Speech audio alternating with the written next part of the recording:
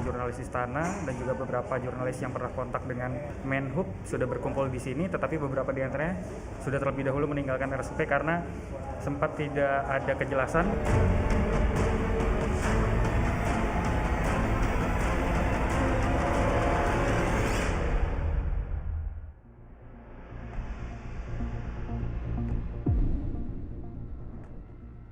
Ya, itu tadi cerita sejumlah orang tentang bagaimana proses ketika mereka berusaha untuk dites COVID-19, dan yang akan langsung bercerita pengalaman di Mata Najwa adalah Fahri Muhtar yang 2 hari yang lalu sempat mengetes virus COVID-19 ini di salah satu rumah sakit rujukan yang sudah ditunjuk oleh pemerintah. Saya akan menyapa Fahri yang saat ini di rumah aja. Fahri, selamat malam.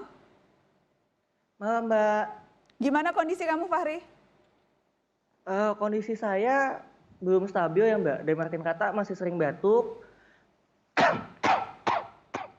Juga nafasnya masih belum stabil, masih suka sesak nafas, dan demamnya naik turun. Kadang demam ringan, kadang demamnya tidak ada. Oke, status kamu sekarang itu sudah suspek, sudah positif, atau bagaimana status kamu? Menurut tim dokter, saya itu suspek PDP, pasien dalam pengawasan. Oke, apakah memang kamu pernah ada riwayat bertemu atau kontak dengan yang sudah positif corona? Iya, jadi tanggal 6 sampai tanggal 8 itu saya ada acara di Kota Tua, itu menginap di penginapan dan memang ada kontak dengan para WNA secara tidak langsung karena kami menggunakan alat makan yang sama.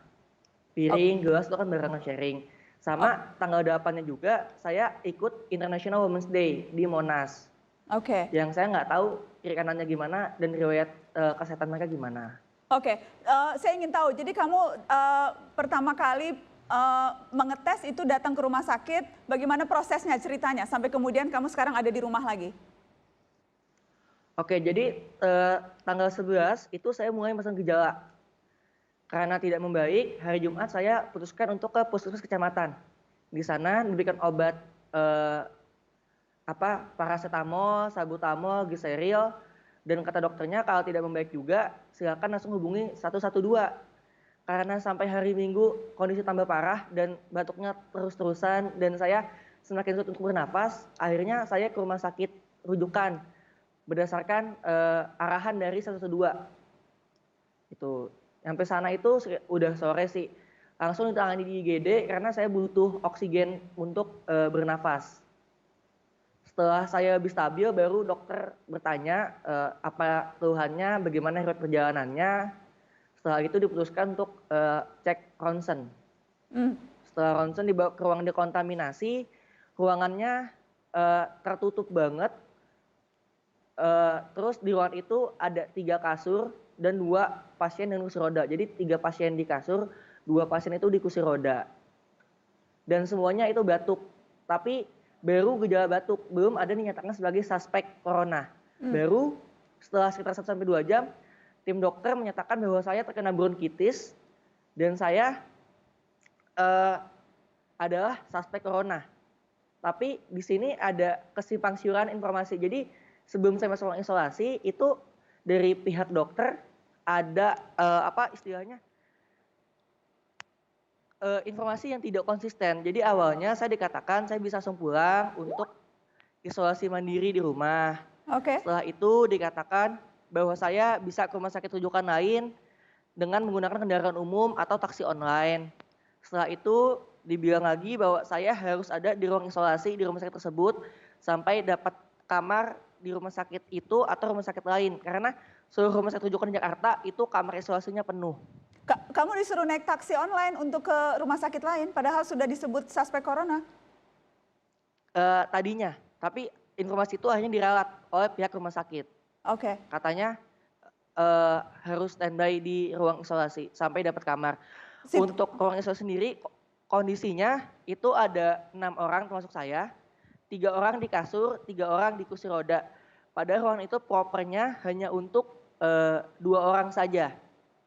Jadi sudah tidak ideal, tidak ada jarak yang ideal antara sesama pasien suspek corona dan juga tidak ada pembatas. Berapa lama jadi, Fahri, berapa lama jadi kamu ada di ruang isolasi itu?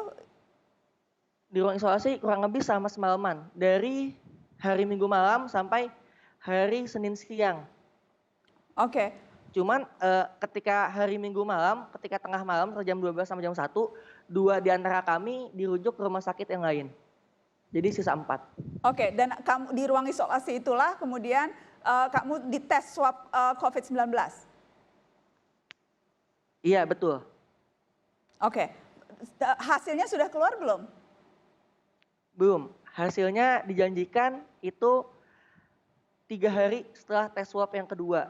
Paling cepat. Berarti hari Jumat paling cepat. Tapi saya hanya akan dikabari jika saya positif. Jadi jika saya positif, saya akan dikabari dan dijemput. Tapi jika saya negatif, saya tidak akan pernah dikabari. Jadi kalau saya negatif, jadi saya nggak pernah tahu statusnya gimana. Jadi kamu semalaman di ruang isolasi, terus kemudian kamu langsung disuruh pulang saja begitu oleh rumah sakitnya? Iya, langsung pulang. Saya naik taksi online, pulang ke rumah. Dan sekarang instruksinya apa? Kamu disuruh isolasi diri, disuruh karantina atau bagaimana? Disuruh karantina mandiri aja di rumah. Tapi walaupun saya dinyatakan tadi bronkitis, saya tidak pernah mendapatkan berkas kesehatannya. Jadi saya nggak pernah tahu hasil darahnya gimana, ronsennya gimana, selain berdasarkan keterangan lisan dari dokter. Oke, jadi sekarang posisi kamu menunggu di rumah sampai kemudian nanti dikabari kalau positif, kalau negatif tidak akan ada kabar sama sekali. Oke, baik. Fahri, terima kasih sudah bergabung dari rumah ke studio Mata Najwa. Semoga Fahri sehat-sehat, semoga hasilnya negatif dan semoga semua keluarga juga sehat. Terima kasih ya Fahri. Amin, ya. Baik, saya ingin ke Pak Abed Nego. Bang Nego masih bersama Mata Najwa, Bang Nego? Iya, masih. Baik, Bang Nego, saya ingin minta tanggapan Anda. Tadi Dr. Aman mengatakan banyak yang seharusnya bisa dilakukan lebih. Kemudian dari koalisi masyarakat sipil juga menyesalkan tindakan kebijakan negara yang disebut tidak komprehensif. Apa tanggapan Anda, Bang Nego?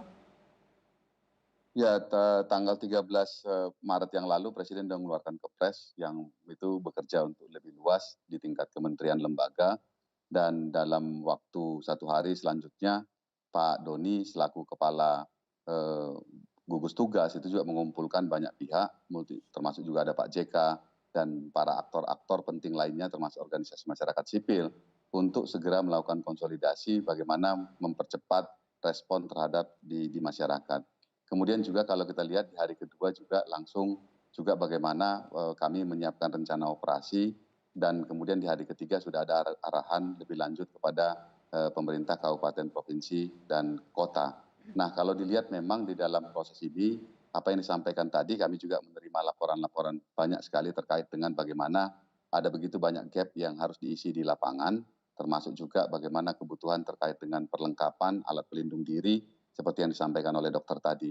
Nah, semua ini memang di dalam proses untuk segera bisa diberikan dukungan yang penuh bagaimana ujung tombak kita, yaitu tenaga-tenaga medik kita, termasuk dokter di dalamnya, itu memang mendapat dukungan yang cukup dari baik pemerintah daerah melalui gugus tugas daerah, dan bagaimana juga pusat mendukung kerja-kerja di tingkat daerah. Bang Nego, yang jelaskan WHO merekomendasikan 3 hal yang perlu dilakukan oleh negara, belajar dari negara-negara yang lain. Karantina, tes secara massal, kemudian juga social distancing yang betul-betul berjalan. Dari 3 ini, mana yang secara jujur Anda lihat memang bisa dilakukan negara? Kalau kita lihat itu yang pertama itu social distancing itu memang bisa dilakukan, hanya beberapa pertimbangan yang belum optimal, tapi kita lihat ada perkembangan yang makin positif di mana makin banyak kantor-kantor sudah bisa beradaptasi dengan arahan dan protokol yang diberikan oleh pemerintah.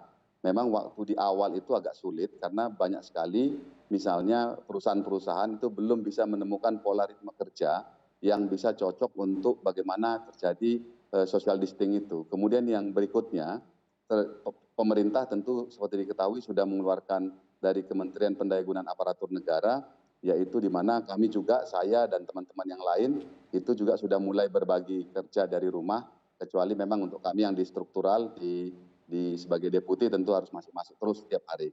Nah, terkait dengan yang rapid test, yang terkait dengan tes secara massal, seperti diketahui juga memang kan diawali dengan desentralisasi lab yang akan semakin banyak, dan kemudian juga untuk bagaimana tes itu diperluas. Memang sebagai catatan buat kita bahwa kita sebagai negara yang belakangan juga itu juga sedang berebut sumber daya yang ada dengan kebutuhan-kebutuhan yang ada dengan negara-negara lain.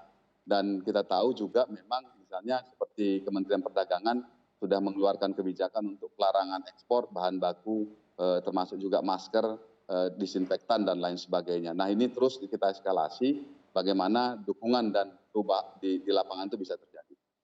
Baik, Bang Aben-Nego, terima kasih waktunya sudah bergabung di Mata Najwa malam ini. Terima kasih Bang Nego. Baik, teman-teman pemirsa, saya akan break. Setelah ini kita akan kembali, saya akan berbincang dengan sejumlah kepala daerah. Kita akan tahu apa langkah konkret yang dilakukan kepala daerah, terutama di Jakarta. Setelah pariwara, tetap di sini.